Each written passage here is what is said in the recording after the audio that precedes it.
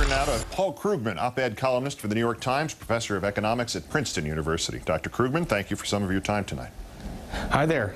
The fundamentals of the U.S. economy, in saying he meant the American workers are the fundamentals of the economy, did Senator McCain reinforce his previous observation about himself that economics is not necessarily his strong suit?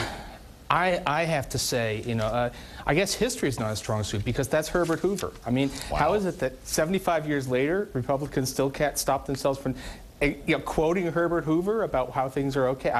This was just stunning. I mean, it was, that looked ad-libbed. I mean, I think this is what he really believes. It's unbelievable. I was shocked.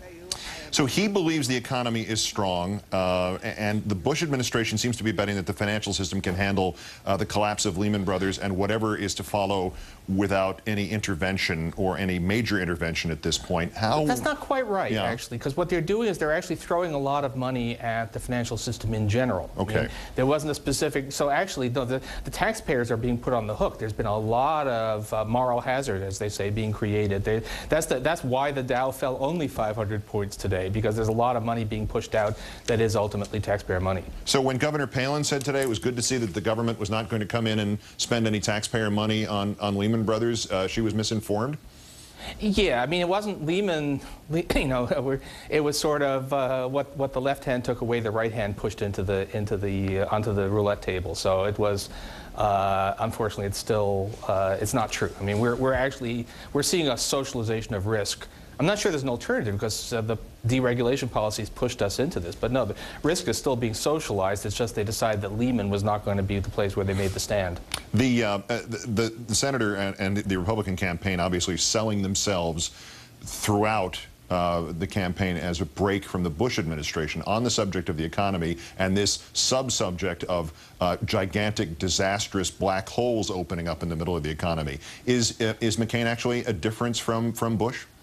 If he had said at any point, look, we need some regulation, we need some policing, if there was, I've actually been trying to see if I can come up with anyone sort of on the Republican side who has said anything, about the housing bubble, who warned about subprime.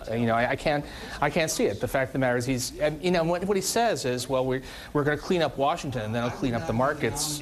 I don't understand. And the one connection, the one historical connection between Senator McCain and perhaps some of the things that set up the dominoes that seem to be falling in the economy right now, his formerly official economic advisor, now simply the guy who drafted his economic plan, Phil Gramm, the guy who coined this term about whiners in the nation and the mental recession. Did his role when he was the chair of the banking committee, did he in fact set up some of those dominoes and some of the current crises? I mean, if you're going to ask who's responsible for which people in an official capacity would bear the most responsibility for getting us into this mess, it would be number one, Alan Greenspan, and then number two, Phil Gramm. He's at the core of this. I mean, and by the way, whatever they may say officially, everybody knows that if McCain becomes president, Phil Gramm is the odds-on favorite to be the Treasury Secretary. What would that do to the American economy, do you think? Oh boy, well, under current management, Hank Paulson, I have some sympathy for. The Cossack works for the Tsar, and he can only do so much given the guy he works for. But boy, Phil Gramm, Ben Bernanke and I think Hank Paulson understand that we could manage to have another Great Depression if we work at it hard enough. I think Phil Gramm might be just the guy to do it. Continuing the Hoover that's analogy. a bit strong. But if it's necessary, yeah. So what if it's strong? The last point here, even in a McCain world, in that sort of bubble where nobody in Arizona gets to buy a Budweiser with the okay of the missus, is that economy strong? I actually haven't looked at Arizona, but look, I mean, aside from people selling oil and the repo trade, I think, is doing really well. That business is good these days. But no, I mean, this is an economy which, if this is not an economy in recession, then the problem is with our definition of recession. This is a lousy economy. Unemployment is spiking, industrial production way down, according to the figures released today, and the financial thing is everybody's really scared. Paul Krugman of the New York Times and Princeton University. As always, great thanks for your time and more especially your insight tonight, sir. Thank you.